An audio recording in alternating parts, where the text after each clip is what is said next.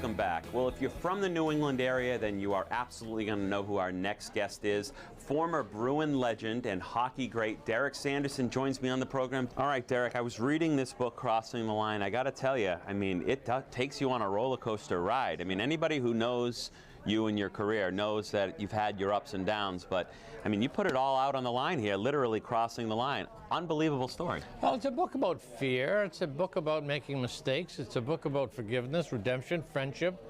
It isn't like people think. A lot of funny stories in it. Oh yeah, absolutely. There's a lot of great stories in it, but when people look at it, they have to, you know, it's how did you screw up so badly, and then how did you get out of it? If it wasn't for friendship and family, I probably would be dead. It certainly should be in jail. Well, ultimately, it's a story about redemption because you're here today and you're able to tell your story and reflect back on it. Do you have any regrets? Anything that you could have done differently in your? No, I don't think I'd be the person today if I look back on it and said I would do this differently. Sure, would I, blow the money? No, I would not. I would give it to you, or give it to, Bay State Wealth Management.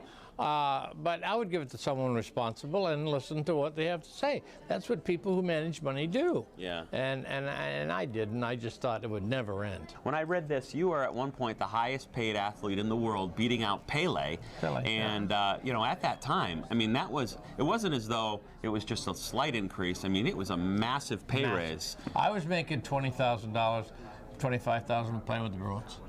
We won 2 Stanley Cups, and I wanted this humongous raise to like 80. Mm-hmm. They weren't going to give it to me. No, hell or high water, they weren't going to give it to me.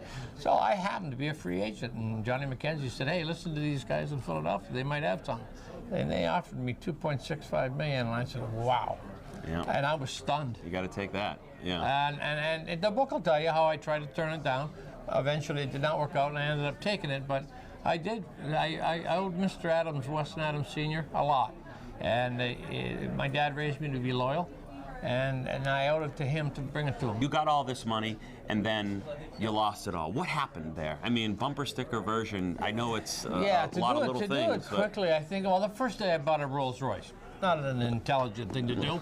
I was taken advantage of because I was afraid to ask where my money was or what they were doing with it. There were some people had control over it, and they did what they did. And you don't think it's ever going to end. You think it looks like a telephone number. Yeah. That's 7 figures. I never dreamed I'd even make 5 figures. Right. And life can get you. Once you get into that rut, when you look at 30 and 30 and the athletes, Allen Iverson lost $200 million. Yep. I know. How can you do that? Yeah. Well, I can't say that because I do. You're right.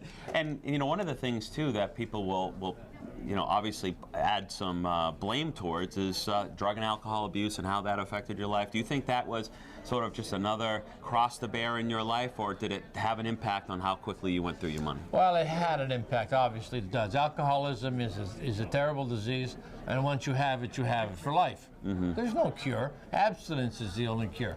And to get sober, you have to let God turn your life over. And some major things a lot of people have problems with and they can't come to grips with.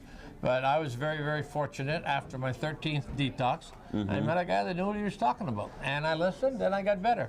Grace of God. How important was it with your teammates, and Bobby Orr especially, in your recovery and in your ability to stay alive? I mean, those guys, you win the Stanley Cup, you must create some enormous, incredible bonds. Yeah.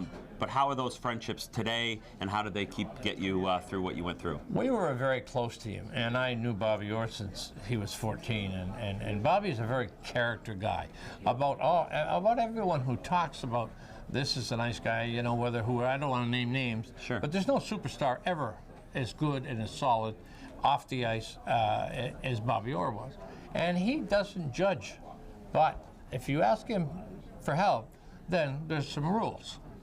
And he's the best, salt of the earth. He's the best. And my mom and dad were great. I had 2 of the greatest parents that anyone any boy could have. And it's just, they stuck with me. Esposito stuck with me. My other teammates did. Harry Sinden did.